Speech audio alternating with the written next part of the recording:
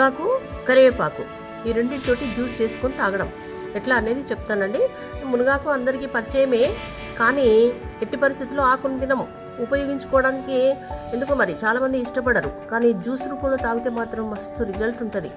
Hormones balancing ఒకటి, ఆ తర్వాత ఎయిర్ ఫాలింగ్, ఐసైట్ కూడా తగ్గే అవకాశం ఉందన్నమాట. అంత మంచి గుడ్ రిజల్ట్. క్యాన్సర్ ఉన్న వాళ్ళకైతే అసలు మంచి రిజల్ట్ వస్తుంది. క్యాన్సర్ రాకుండా నివారించుకోవడానికి కూడా ఈ జ్యూస్ చాలా ఉపయోగకరం అన్నమాట.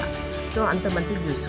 ఇంతసేపు కాయలతోటి చారు చేసుకోవడం, లేకుంటే కూర వండుకోవడం అట్లనే చేస్తుంటాం తప్ప ఆకును ఏమాత్రం కూడా ఉపయోగించాం. ఇది పచ్చడి చేసుకొని తింటే అసలు సూపర్ ఉంటుంది, అంత కమ్మగా ఉంటుంది అనమాట. సో ఇది ఎలా చేయాలనేది చూద్దాము. ఆకు నేను ఏం చేసిందంటే గల్లుప్పేసి కడిగి కప్పులు పెట్టుకున్నా. అదేవిధంగా ఇది కరివేపాకు. ఇక్కడ మునగాకు ఎక్కువ తీసుకోవాలి, కరివేపాకు క్వాంటిటీ తక్కువ తీసుకోవాలి. దీన్ని ఇప్పుడు జార్లో వేసేద్దాం. ఇది జారు మిక్సీ కొట్టుకోవాలన్నమాట. పల్సా చేసుకోవాలి ఏ జ్యూస్ అయినా కూడా. సో ఇది చేసిన తర్వాత కొంచెం అంతా నీళ్ళు వేద్దాం. తర్వాత మళ్ళీ అవసరం ఉన్నంత మళ్ళీ వేసుకోవచ్చు. సో ఈ జ్యూస్ అయిన తర్వాత మళ్ళీ నిమ్మకాయ, తర్వాత తేనె ఈ రెండు కూడా మిక్స్ చేసి తాగాలి. జ్యూస్ చేసే విధానం చూపిస్తాను. ఇదండి జ్యూస్, మిక్సీ కొట్టగా వచ్చినటువంటి జ్యూస్. సో దీన్ని ఇప్పుడు ఏం చేయాలంటే ఒక బౌల్ తీసుకొని దాంట్లో వడబోసుకోవాలి.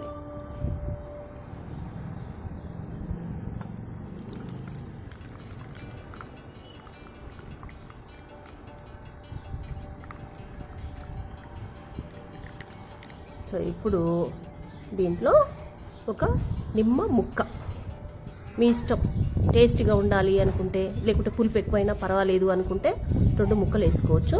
నేను ఇక్కడ ఏం చేస్తున్నానంటే ఒక్కటే ముక్క వేస్తున్నాను.